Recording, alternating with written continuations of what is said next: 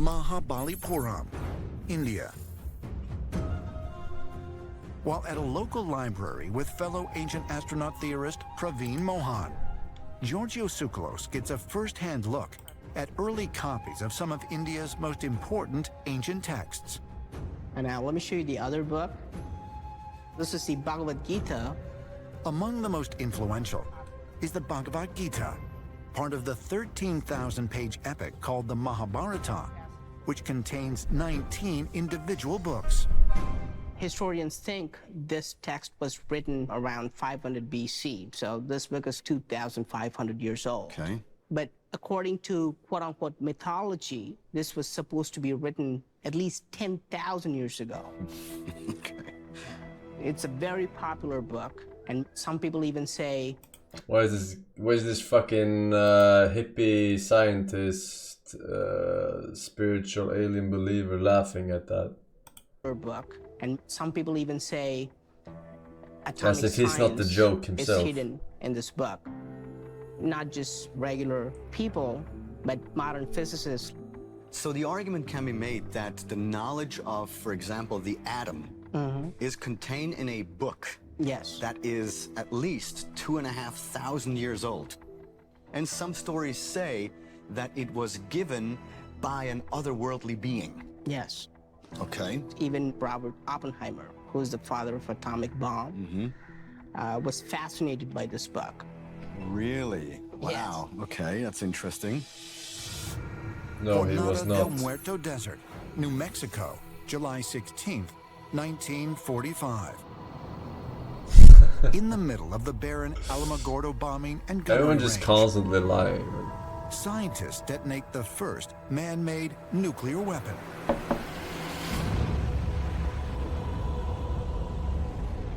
The destruction was comparable to no other weapon known to man.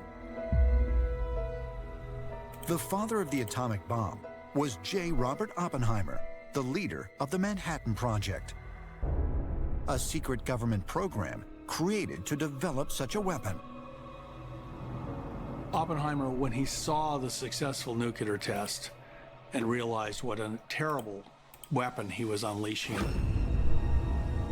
he quoted the Bhagavad Gita as, "I am become death, the destroyer of worlds."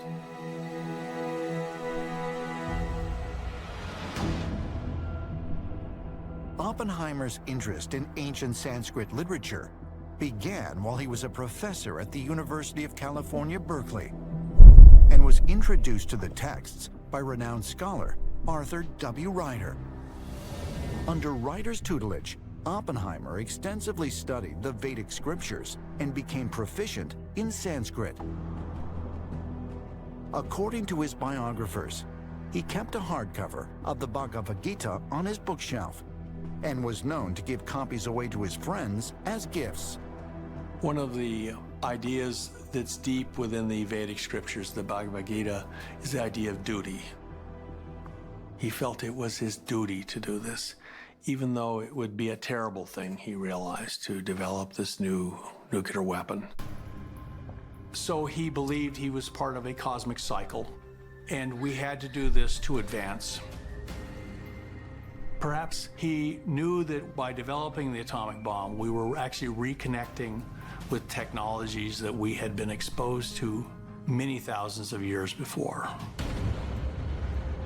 One of the key ideas found within the Indian texts is the concept of the cyclical nature of existence. That once we complete a cosmic cycle, it just begins once more.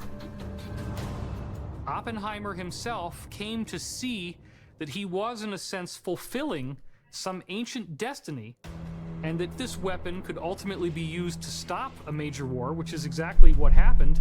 It totally broke the momentum of World War II. In that sense, he was seeing that he was in some way fulfilling a destiny that came to him from a seemingly supernatural source, i.e., extraterrestrial gods who influenced ancient India. Surely.